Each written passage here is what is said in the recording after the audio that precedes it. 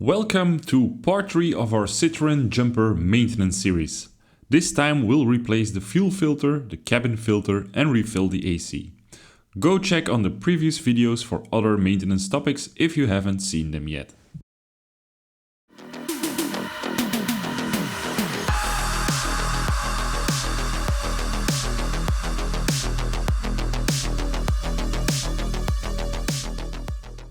Let's start at the next maintenance item, which will be the fuel filter, which is in this housing here. You can lift the housing out. Now, first of all, I want to recommend placing a bucket or some kind of container below to catch the diesel fuel that will inevitably flow out. And then we need to disconnect this water sensor from the top, and then we have two more tubes with fuel coming in and out with quick release connectors. It's hard to see from here because this thing is in the way, but now you can see the gray things. Now you have to pull that or push, I don't know, I don't remember, and then the hoses will come out with everything disconnected. You can take out the fuel filter and open it up. Correction. So on the top you have to disconnect the power supply. It's quite hard to see. There it is, kind of in focus. Not really, but you can definitely recognize it. And then below you have the water sensor that you also have to get rid of. And then the fuel hoses with quick release. Well, it's most of the time it's not really that quick. You can spray a little bit of lubricant in there to make your life a bit easier. They tend to fight a little bit. Just disconnected the first one. It was impossible to film. So basically, you with one nail or one thumb, you push the gray thing away from you, and then you can pull out the hose, and then fuel drips out. As you notice, that's why we placed the container below. And then we gotta do the same with the one there on the top. Seems like a little bit of WD-40 there does help getting some of the dirt away that has accumulated. And as I said before, you can remove the headlight for better access, but I'm gonna try to leave the headlight where it is.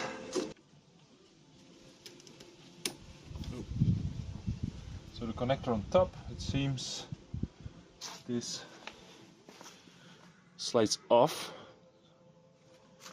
Yeah, I think we have to lift the plastic. There we go. There's another latch on top. Here you have to lift. The connector in the bottom has one of these metal retaining clips. I kind of like those connectors, they're uncomplicated and straightforward. This is what I mean. This is the metal retaining clip. Then we can pull that one off. There we go. And then we need to get that last hose off. Away? Yeah, okay. Okay, you don't need a lot of force. You just need to get a feel for it, I guess. So, yeah, and there we have. And lowering it so we can move it out, trying to spill as little as possible. There we go. Come on. So advise maybe have a second container ready for getting the diesel while you take it out. So the rest of the process is fairly easy. Basically you put the filter in a vise, That's actually what the manual says, but don't squeeze it too hard because it's still plastic. By the way, if you're wondering how you unhook it, this is the back of the filter, so it's just like a little latch that attaches to the chassis. And then I open it up. Now there is a special tool. You're of course welcome to buy it, but I use these oil filter grips that also works of getting it off. Now you have to retighten it at 30 Newton meters, and if you don't have the special tool, there is no way to get the torque wrench on there. So I actually never used a torque wrench. I kind of mark where the lid sits on the container, and that way I have an idea. Also 30 Newton meters, if you have some experience with torquing down things, you kind of can have a feel for it. And these are the quick release thingies we were talking about, trying not to spill too much. So this is just like minimal. If you move them back, it will unlatch. Same for the one on the top. That's a smaller one, so I think so, yeah. I think you cannot mess it up. Okay, so let's get it open and see what sits inside. I'm not sure how long ago it was changed. I think it might be, I have to check it, maybe 40,000 kilometers. Anyway, you don't have to change it very often. So the first one I removed when I got the van was like pitch black. I wonder if it was ever even replaced. But yeah. There is also a water release screw here, and the manual says to unscrew it. So we're gonna try and do that. I think I need a bigger screwdriver. It's a flathead. There we go.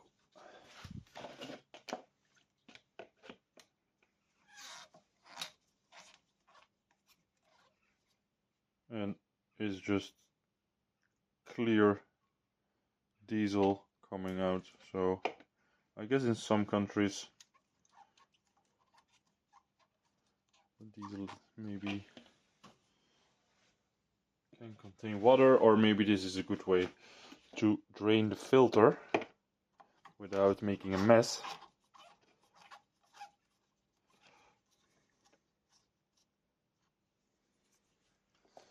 Let's do that.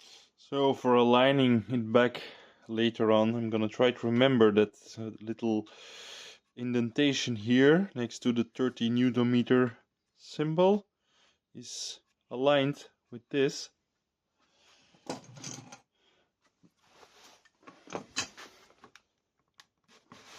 Go. Shouldn't be too tight.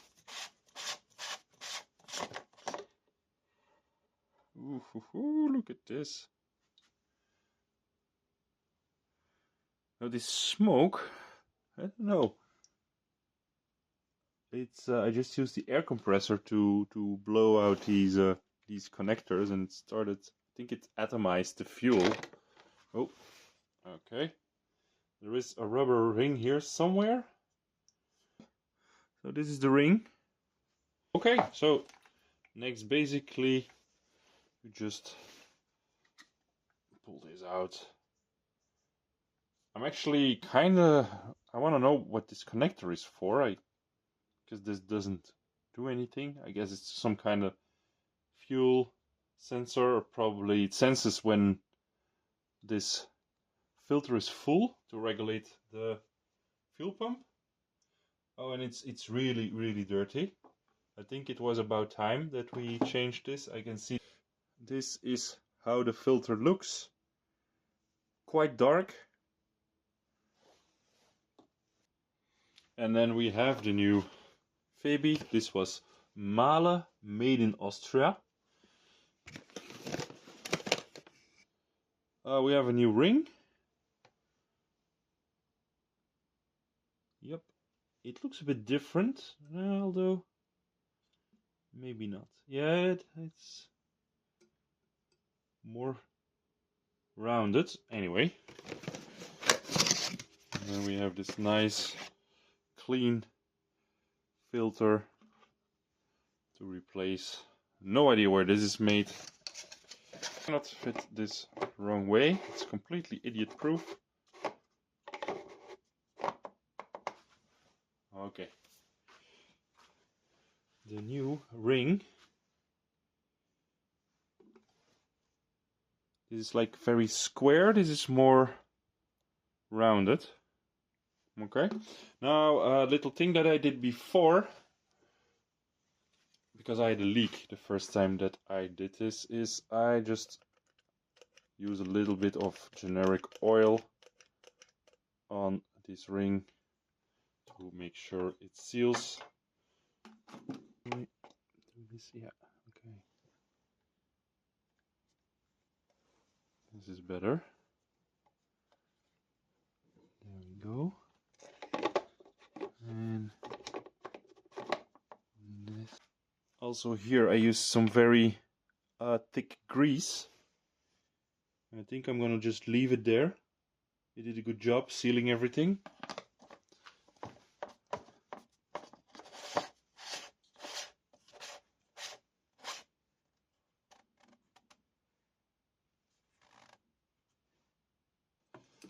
This.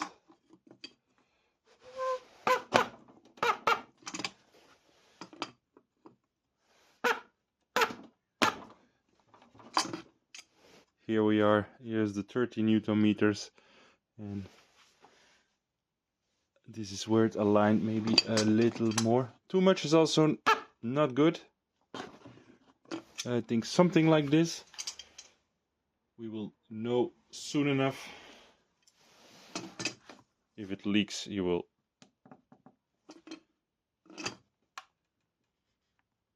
I'm gonna say this doesn't feel like 30 Newton meters. I think it can be a bit more. Anyway, I'm gonna give this a good clean. And that's not just for YouTube, guys. This is if I have a leak and this is full of diesel fuel, then I won't know. If I clean this completely with brake cleaner, make sure it's dry, then I will know if there is a leak. I will see it and then fix it. Gotta say, I think only the first time that I changed this, then I had a very small leak, just some diesel coming out, not really pouring out, but I could tell it was greasy.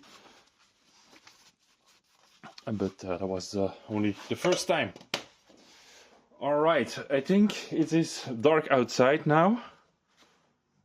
As you can see, I do have a lamp. So I'm just gonna put it back in there. I don't think filming it is gonna be much of use. It's just the other way around. Connect everything back, and then we can test it.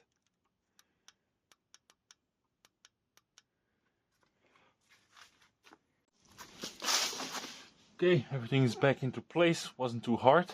Now, when trying to start, you have to give it a little bit of time for the fuel pump to fill up the filter. So just switch on the ignition and then I think wait 30 seconds. I think you're gonna hear it. So I'm gonna turn it on.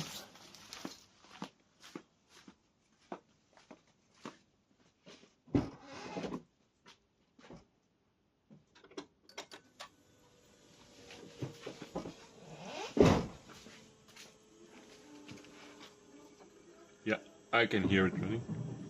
Stop the music.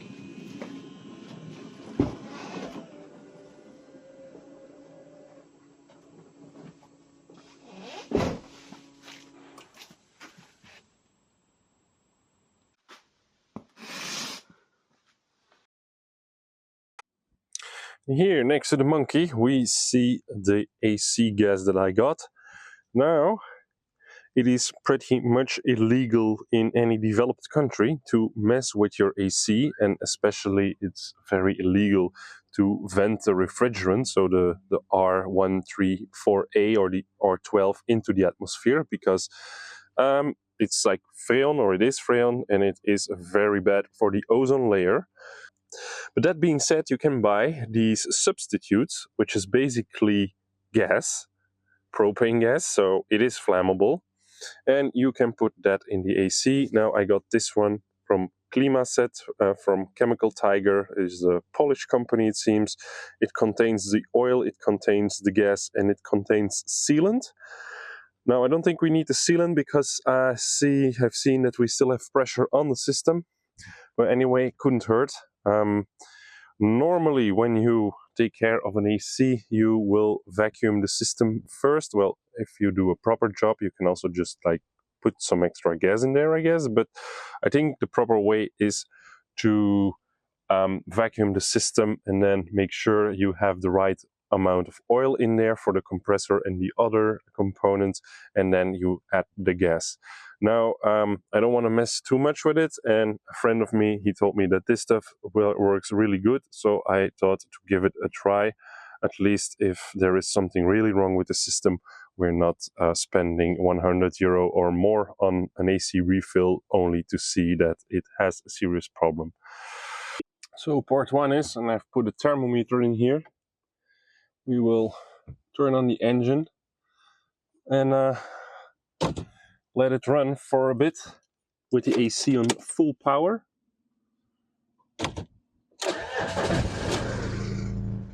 Good start.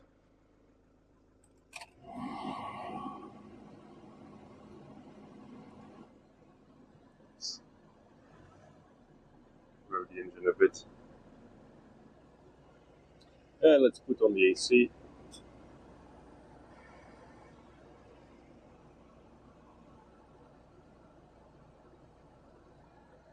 Well, it doesn't seem to do anything anymore. It's even getting a bit hotter. I'm gonna connect it.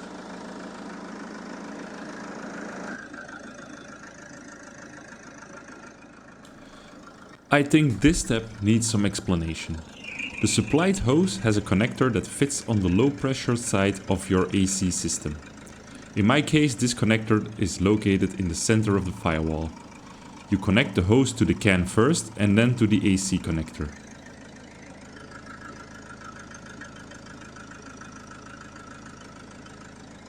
When you're ready, you turn the little tab clockwise to open the can and keep it upside down. I'm wearing gloves because it can get quite cold as the gas expands. And this is basically the way an AC works. Well, it's working. It's colder, it's 15 degrees now. So it's working. The meter is going all kind of directions, but I guess as long as we don't see anything in the red, we are good. And it's getting cold, so this means the gas is actually going.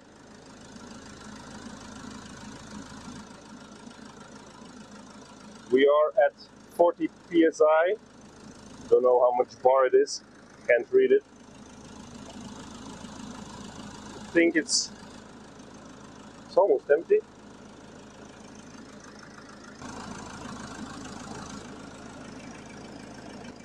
Disconnected.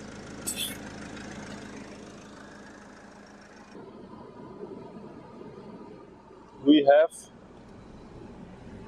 13 degrees now.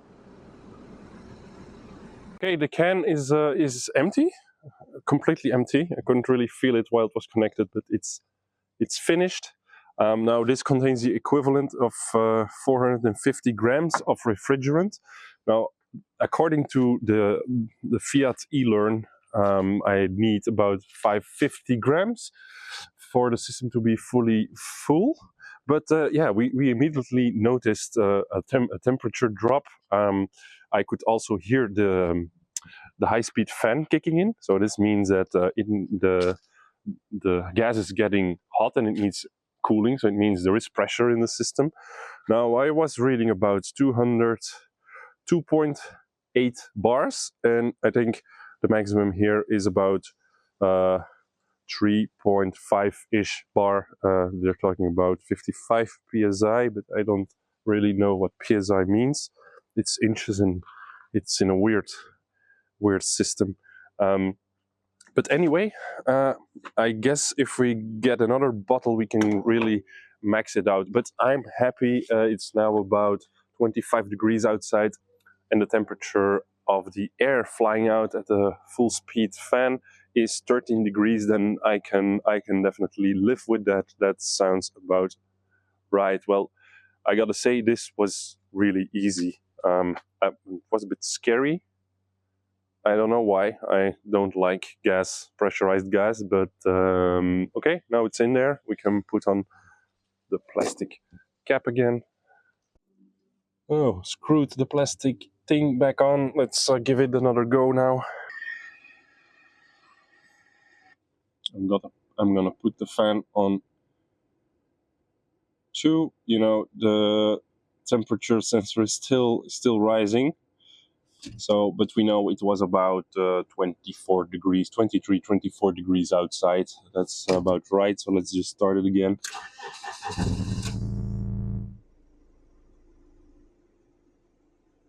And then put on the air conditioning.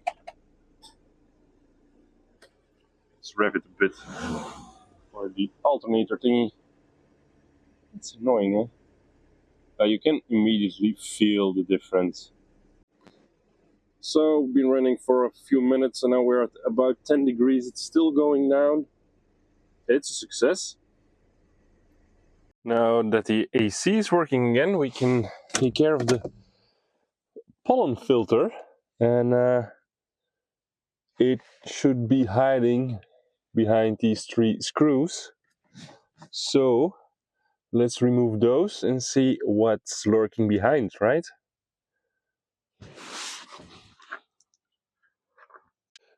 Torx 20, in case if you're wondering.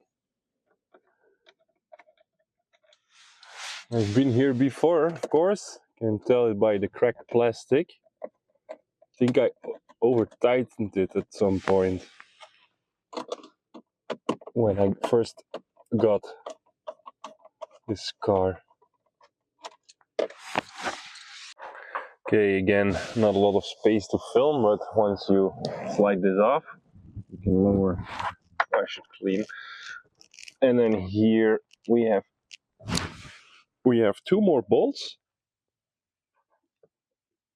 small bolts. I think it's like a 7mm or something. So this is a 6. I think it's even a 5.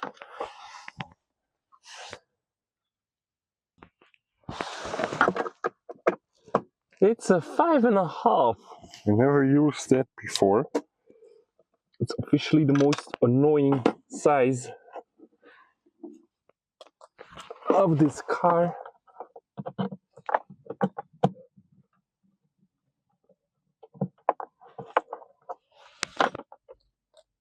Okay.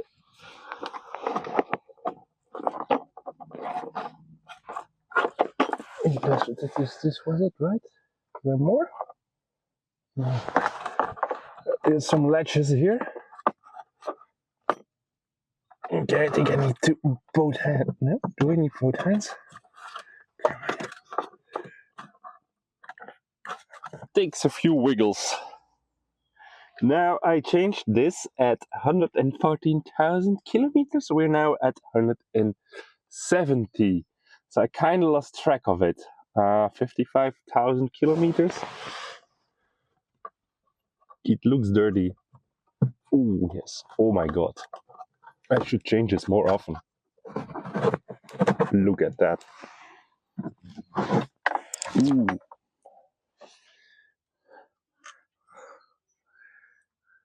Yep.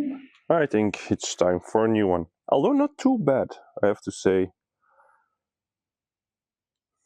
Well, this is the new one. It's all white, and I guess at some point this was white as well. The airflow goes that way. I think I took it out with the yellow side face towards me. Now I'm just gonna start real quick and verify that this is indeed the correct flow of the air. So this should be the outlet side, according to what I feel when I start. I can definitely feel the air blowing out, and actually, when we check the old filter, we see, so this is how it came out, but I see all this stuff in here.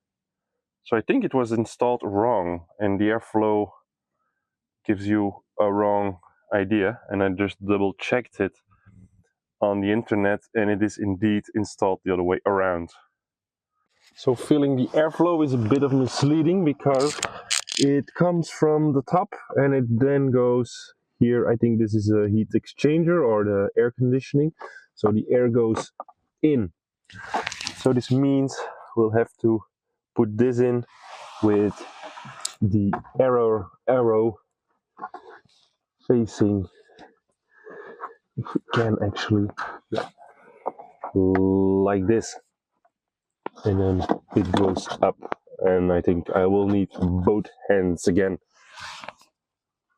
So with two hands you can easily feed it in, and it actually goes up here and it's not squeezed. So well, this time we're gonna have proper filtration. It also makes sense if you check the cover. You see this is the dirty side of the airflow. A lot of sand. Okay, so we'll throw this back together and then we're good for another, I don't know, 40,000 kilometers. Well, at least now it's the right direction. So also this part is from Redex. I don't think you can harm anything with a cabin filter, and this one has some extra filters. The old one was from MAN. It was also a special filter with like additional carbon stuff, but I don't know if it works if you place it the wrong way. This one has like another special layer of stuff, so it does more than just filter particles. It's a bit more expensive, but I guess if it filters out like dust particles and soot particles, then maybe it's worth it. I don't know. And now with the air conditioning refilled, we can actually drive around with the windows closed.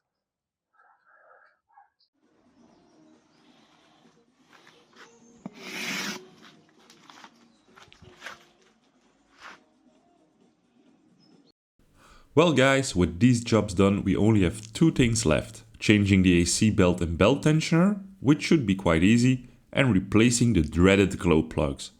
Stay with me to see how that goes. As always, I hope this video was useful for you, and if it was, consider subscribing. If you have any questions, leave them below and I will try my best to answer them. Until next time!